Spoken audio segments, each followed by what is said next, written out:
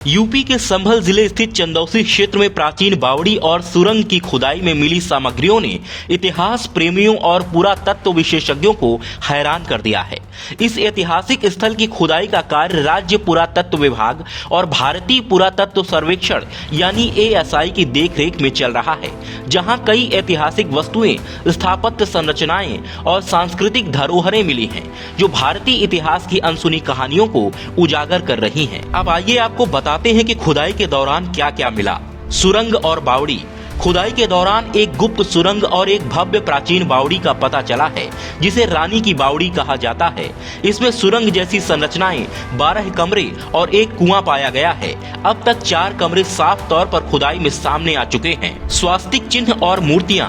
खुदाई में स्वास्तिक चिन्ह वाली ईंटें और कलात्मक पत्थर मिले हैं। इसके अलावा भगवान गणेश, देवी लक्ष्मी और मां पार्वती की खंडित मूर्तियां भी पाई गई हैं। इसके अलावा तोता मैना की एक प्राचीन कब्र भी मिली है, जिसे संरक्षित किया जा रहा है। विशेषज्ञों का मानना है कि यह बावड़ी पृथ्वीराज चौहान के शासन काल की हो सकती है। इसकी भव्यता और निर्माण शैली राजपूत काल की स्थापत्य कला और समृद्धि का प्रतीक मानी जा रही है। इसे राजपूतों के जल प्रबंधन और वास्तुकला कौशल का एक उत्कृष्ट उदाहरण माना जा रहा है। फिलहाल इसके ऐतिहासिक महत्व को देखते हुए इसे संरक्षित करने की योजना बनाई जा रही है। इधर संभल के डीएम राजेंद्र पेंसिया का कहना है कि हम लोगों से कहेंगे कि वे संभल में एक दिन जरूर बिताएं। हम सभी कूपों को संरक्षित कर रहे हैं। प्रशासन ने इलाके में अन्य संभावित धरोहर स्थलों की पहचान के लिए भी प्रयास तेज कर दिए हैं। फिलहाल इस खुदाई से न केवल इतिहास की परतें खुल गई हैं, बल्कि धरोहरों को संरक्षित करने की दिशा में भी एक बड़ा कदम उठाया गया है।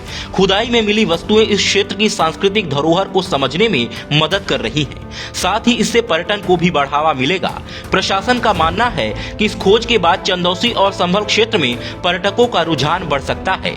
इसके अलावा चंदौसी में हुई इस खुदाई ने भारतीय इतिहास के छिपे कई पहलुओं को उजागर कर सकता है।